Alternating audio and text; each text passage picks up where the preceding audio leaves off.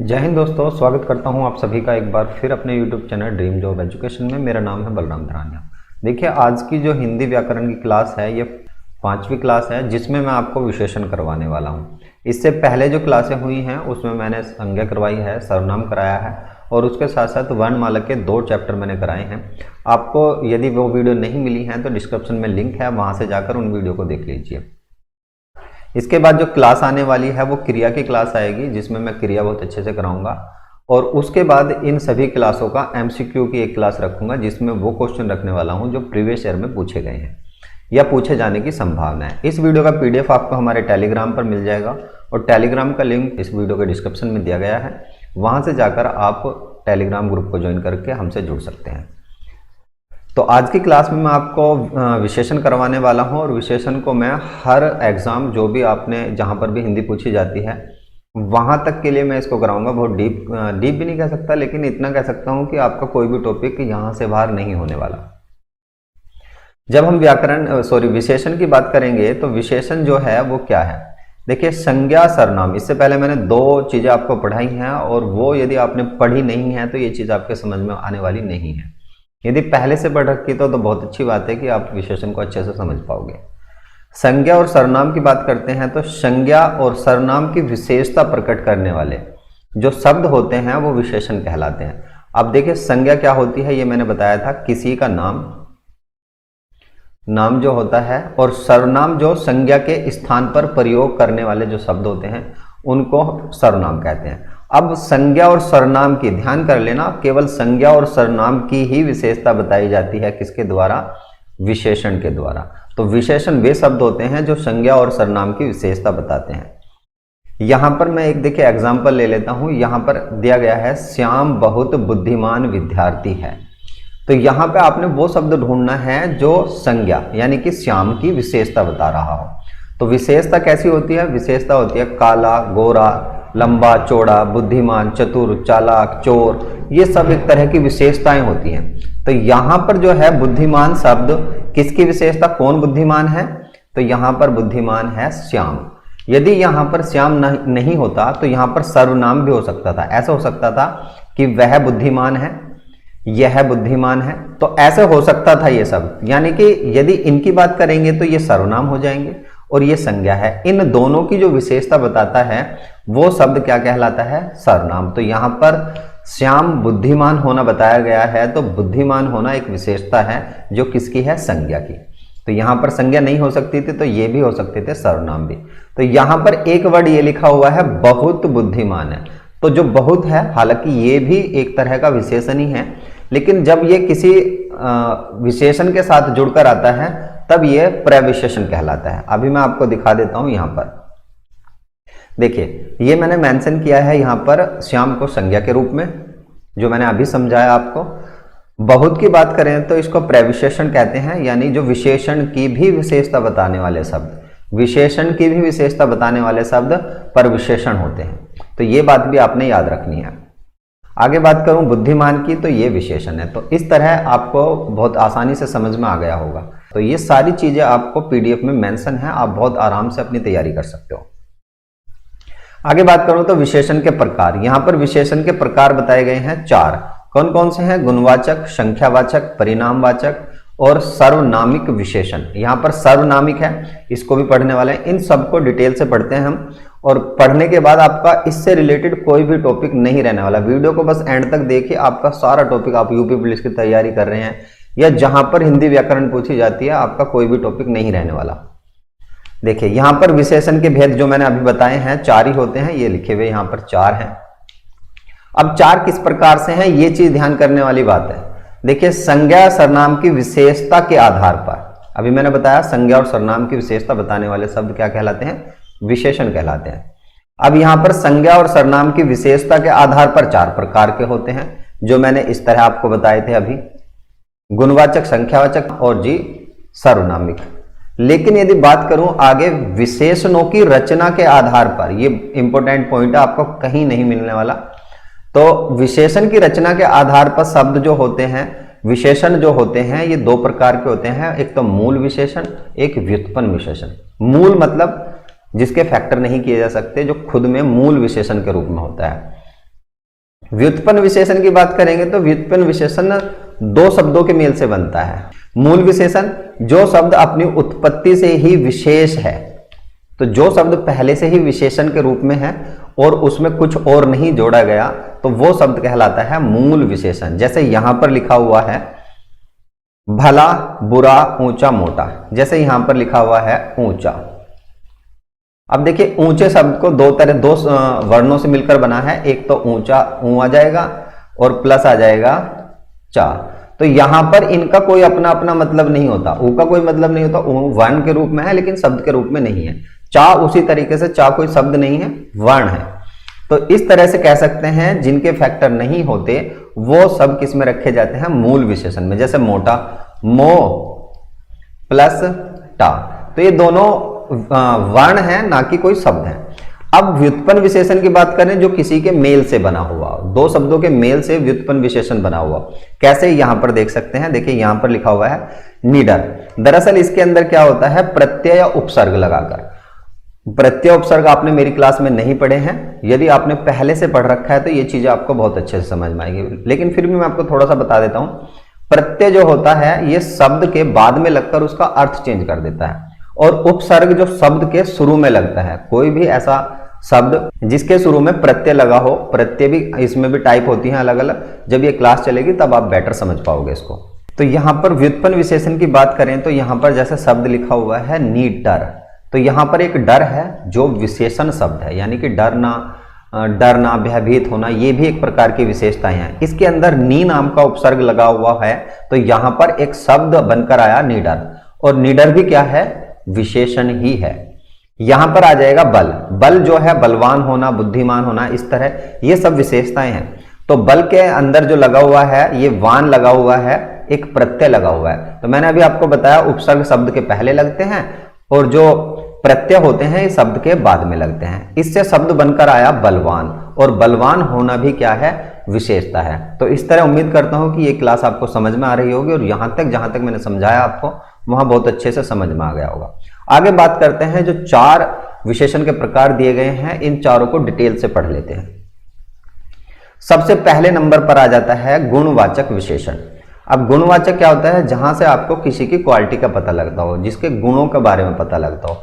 यहां पर देखिए संज्ञा सर्वनाम के गुण, दोष, आकार, प्रकार, दशा, गंध, दिशा और रंग, ये ऐसे शब्द हैं जिनके अंदर से कोई क्वालिटी महसूस होती हो किसी व्यक्ति, यानी कि यहां पर कहें संज्ञा सर्वनामिक शब्दों में ऐसी कोई क्वालिटी महसूस होती हो तो उन शब्दों के अंदर गुणवाचक विशेषण होगा। जैसे यहां पर मैंने बहुत सारी चीजें मेंशन की हैं। यहां पर बात करें जैसे गुण के आधार पर, ये मार्कर थोड़ा सा मेरा डिस्टर्ब कर रहा है मुझे, ये ठीक से चल नहीं रहा।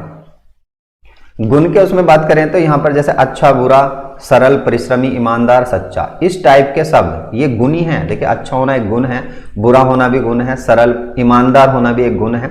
तो गुण के आधार से आप शब्दों को पहचान पाओगे बड़े आराम से। रंग बोधक के रूप में काला पीला हो सकता है, रंग हो सकता है कोई भी। आकार के रूप में आकार की विशेषता यानी गुण हो सकता है, छोटा, बड़ा, ऊंचा, इस तरह। तो ये बहुत सारे शब्द मैंने मेंशन किए हैं, आप इनको पीडीएफ में पा सकते हो और वहां से अपनी तैयारी कर सकते हो। दशा बोधक के रूप में देखिए यहां पर हो जाएगा नया, पुराना, स्वस्थ, बीमार और रोगी, ये हो जाएगा। अवस्था के बोधक में हो जाएगा जवान, और जी ये बोना था, ये गलत हो गया यहाँ पे, प्रौढ़, तरुण, इस तरह के शब्द, यानी कि अवस्था और दशा, और यहां पर लिखा हुआ है दिशा। उत्तरी, पूर्वी, ये सब एक गुण है जो संज्ञा और सर्वनामिक शब्दों के होते हैं। तो यदि आपको ऐसे शब्द दिखाई देते हैं तो आपने उसमें सेलेक्ट करना है गुणवाचक विशेषण। नेक्स्ट की बात करते हैं तो दूसरे नंबर पर आ जाता है संख्यावाचक विशेषण। जो शब्द संज्ञा की संख्या संबंधी, अब देखिए जो शब्द संज्ञा की संख्या संबंधी, देखिए यहां पर संज्ञा लिखा हुआ है ना, संज्ञा की संख्या, संख्या क्या होती है, डिजिट होती है, एक नंबर होता है। नंबर संबंधी यदि विशेषता बताता है तो वो शब्द क्या कहलाएगा, संख्यावाचक विशेषण कहलाएगा। जैसे एक कुर्सी, यहां पर एक डिजिट के रूप में कुर्सी बताई गई है। 2 आदमी, 4 फूल, 5 वृक्ष। अभी मैं बहुत सारे एग्जाम्पल आपको कराने वाला हूं पेपर में। देखिए ज्यादातर एग्जाम्पल इन्हीं टाइप के बनते हैं, आपने ये सारे एग्जाम्पल भी कर लिए तो आपका बेड़ा पार हो जाएगा। देखिए यहां पर निश्चित संख्या, इसके 2 टाइप होते हैं, ध्यान कर लेना है। एक तो निश्चित संख्यावाचक, जहां पे हमको पता हो कि भाई निश्चित संख्या है, 1 है, 2 है, 4 है, 10 है। और जहां पर अनिश्चित ना हो, जहां संख्या का यही ना पता हो कि है कितनी, बताई तो गई है संख्या के रूप में लेकिन है कितनी ये नहीं बताया गया। तो यहां पर आप देख सकते हो, ये चीजें आप याद करने चाहो तो कर लो, नहीं तो इनकी जरूरत नहीं पड़ेगी आपको। बस ये देख लेना, एक यदि किसी संज्ञा के साथ जुड़ेगा, जैसे एक कुर्सी मैंने यहां पर पढ़ाया, 4 आदमी, 4 व्यक्ति, 4 लड़के, 4 पुस्तक, ऐसा हो सकता है। तो यहां पर संख्याएं सारी निर्धारित हैं, जितने भी मैंने शब्द यहां पर लिखे हैं सभी में कहीं ना कहीं संख्या बिल्कुल निर्धारित है। डिजिट जो है पता है कि 1 है, 4 है या 10 है, लेकिन इस वाले पोर्शन में डिजिट का पता नहीं होता। ध्यान कर लेना बहुत अच्छे से। यहां पर जैसे लिखा हुआ है कुछ, कई, थोड़े और काफी, इस तरह के शब्द हैं जहां पर यह हो कि कुछ तो है लेकिन पता नहीं है कितना। जैसे यहां पर आ जाएगा कुछ रुपये दे दो। अब कहा तो गया है कि रुपये दे दो, लेकिन कितने दे दो, डिजिट पक्की नहीं बताई। यहां पर आ जाएगा वहां कई लड़के खड़े हैं, तो वहां पर लड़के तो खड़े हैं लेकिन कितने हैं ये नहीं पता। थोड़े आम लेकर आओ, मार्केट जाओ और थोड़े आम लेकर आओ, कितने लाने हैं ये नहीं बताया। तो जहां पर अनिश्चित संख्या हो वहां पर अनिश्चित संख्यावाचक विशेषण, जहां पर निश्चित संख्या हो वहां पर निश्चित संख्यावाचक विशेषण। नेक्स्ट के बारे में बात करते हैं। तीसरे नंबर पर आ जाएगा परिमाणवाचक विशेषण। परिणाम नहीं है, परिमाण है, ध्यान कर लेना थोड़ा सा। यहां पर जो शब्द संज्ञा या सर्वनाम, यहां पर भी वही बात आई है, मैंने आपको शुरू में ही बताया था, संज्ञा और सर्वनाम की विशेषता बताने वाले शब्द सर्वनाम विशेषण कहलाते हैं। तो यहां पर सर्वनाम की मात्रा किसमें, एक तो माप में और एक तोल में। अभी जो हमने करा है उसमें करा है संख्या, वहां पर डिजिट थी, वहां पर आपको एक संख्या दी गई थी, लेकिन यहां पर माप तोल होगी जिनको हम गिन नहीं सकते, केवल माप और तोल सकते हैं। जैसे पानी है, पानी को गिना नहीं जा सकता, तोला जा सकता है लीटर में। तो इस तरह की चीजें जहां पर जिन चीजों को हम माप और तोल सकते हैं, यदि वो कोई शब्द होते हैं तो वे कैसी विशेषता बताते हैं, परिमाणवाचक विशेषण शब्द कहलाते हैं। यहां पर देखिए 5 किलो चीनी। अब देखिए चीनी को गिन नहीं सकते, काउंटिंग नहीं कर सकते, 10 चीनी, 5 चीनी ऐसे करके नहीं कर सकते। 1 लीटर दूध, इनको तोल सकते हैं, माप सकते हैं, लेकिन इनकी काउंटिंग नहीं कर सकते। सारा देश, अब सारा ऑल कंट्री के बारे में बताया गया है, सारा देश है, तो इसके अंदर भी क्या होगा, परिमाणवाचक विशेषण होगा। 10 मीटर कपड़ा, अब कपड़ा भी देखिए मीटर में नापा जाता है, ऐसे नहीं कि एक कपड़ा 2 कपड़ा, इस तरह नहीं नापा जाता। तो यहां पर भी 2 भाग होते हैं, एक तो निश्चित परिमाण, देख लेना, वहां पर भी निश्चित संख्या थी, यहां पर भी निश्चित, जहां पर हमें पता हो कि निश्चित है इतना है। जैसे 1 मन चावल है, 1 मन है और 1 मन की डिजिट होती है। 2 बोरी है गेहूं, कितने हैं, ठीक है ना, 2 बोरी। लोटा भर पानी, 1 लोटा है, लोटा भर पानी है, वो तोल लिया कि लोटे में है, उसमें पानी है। 1 पाव घी, और 1 पाव घी यानी कि 250 ग्राम घी बताया गया है। आधा किलो चीनी, ये निश्चित परिमाण है ना कि अनिश्चित। अभी अनिश्चित की बात करते हैं तो यहां पर अनिश्चित परिमाण में आपको ये नहीं पता लगेगा कि कितना है। यहां पर जैसे थोड़ा सा दूध, भाई दूध तो है लेकिन थोड़ा सा है, कितना है ये नहीं पता। जैसे जायदा चीनी है, जायदा है लेकिन किलो में है, कितनी है ये नहीं बताया गया। तो जहां से आपको ये पता लगे कि माप तोल निश्चित नहीं है वहां पर अनिश्चित परिमाणवाचक, और जहां पर माप तोल निश्चित है वहां पर निश्चित परिमाणवाचक। जैसे यहां पर ये मन भर गेहूं, ये थोड़ा सा सही नहीं है। पेट भर भोजन खाया है लेकिन ये नहीं पता कि कितना खाया है, पेट भर के खाया है। अब उसमें कुछ भी हो सकता है जहां निश्चित परिमाण नहीं है। तो उम्मीद करता हूं कि ये क्लास आपको समझ में आ रही होगी। चलिए तो नेक्स्ट लास्ट वाला देख लेते हैं। लास्ट में जो आ जाता है सर्वनामिक विशेषण। अभी भी मार्कर थोड़ा सा प्रॉब्लम कर रहा है, ओ भाई सही हो जा।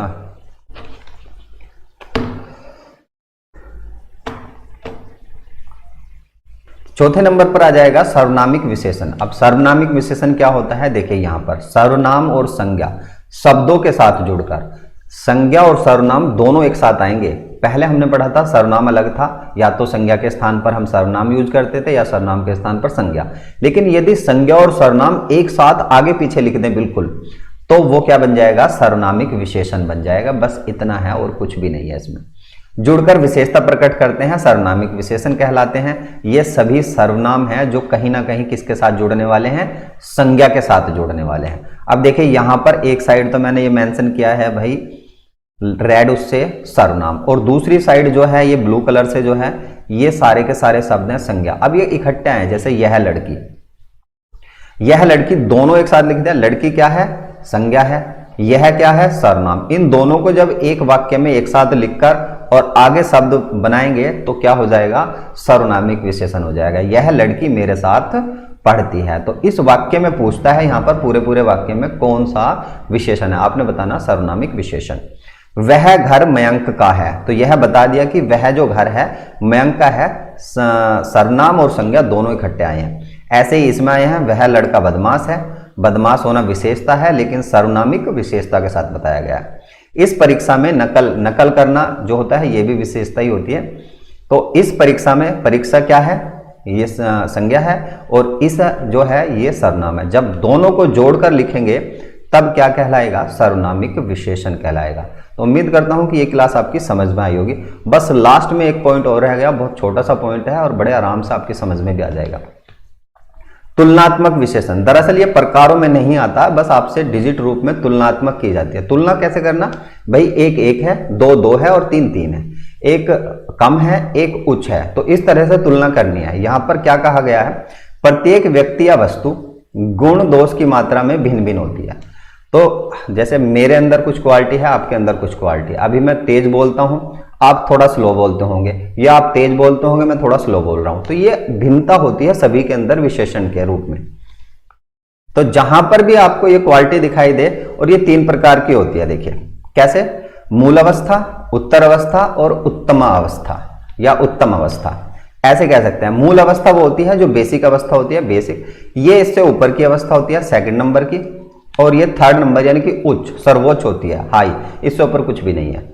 तो यहां पर मैंने बहुत सारे शब्द लिए हैं। आपसे एग्जामिनर ऐसे ही पूछता है, भाई ये बता दो विशेषण की तुलनात्मक व्यवस्था में अधिक का उत्तर अवस्था क्या होगी? अधिक की उत्तर अवस्था क्या होगी? तो आपने बतानी है। जैसे अधिक है, यहां पर अधिक की उत्तर अवस्था अधिकतर होगी। दरअसल ये वर्ड गलत हो गया, ये इधर जाना था और ये इधर आना था, तो इसे छोड़ दीजिए, आप नेक्स्ट कर लेते हैं। नेक्स्ट लिखा हुआ है उच्च, उच्च की हो जाएगी उच्चतर, और जो हाई अवस्था होगी, लास्ट वाली जो अवस्था होगी, उच्चतम हो जाएगी। कुछ भी नहीं करना है इन शब्दों में, इन सबको आप छोड़ दीजिए। पीडीएफ में एक बार देख लेना और वहां से आप तैयारी कर लेना। इसमें जो लगेगा तर लगेगा, यहाँ पर उत्तर लगा हुआ ना, तो इसमें तर लगेगा और इसमें लगेगा भाई तम। यदि मूल अवस्था में जैसे अधिक में अधिक तर लगा देंगे तो अधिकतर बन जाएगा, उत्तर अवस्था बन जाएगी, और तम लगा देंगे तो उत्तम अवस्था बन जाएगी। उत्तर और उत्तम, ज्यादा कंफ्यूज वाला कुछ भी नहीं है। इसमें भी तर लगा हुआ है, देखिए यहाँ पर तम लगा हुआ है। निम्न में तर लगा दिया और निम्न में तम लगा दिया, बस इतना ही है। इतने ही बनवाता है और कुछ भी नहीं बनवाता। यदि वीडियो पसंद आई है तो लाइक और शेयर करके जरूर जाएं। ऐसे ही टॉपिक पाने के लिए हमारे चैनल को सब्सक्राइब कर लें। मैं हिंदी करवाने वाला हूं हर एक एग्जाम के लिए, बहुत यानी कि ऐसा कराऊंगा कि आपका कोई भी टॉपिक नहीं रहने वाला। मिलता हूं नेक्स्ट वीडियो में, धन्यवाद।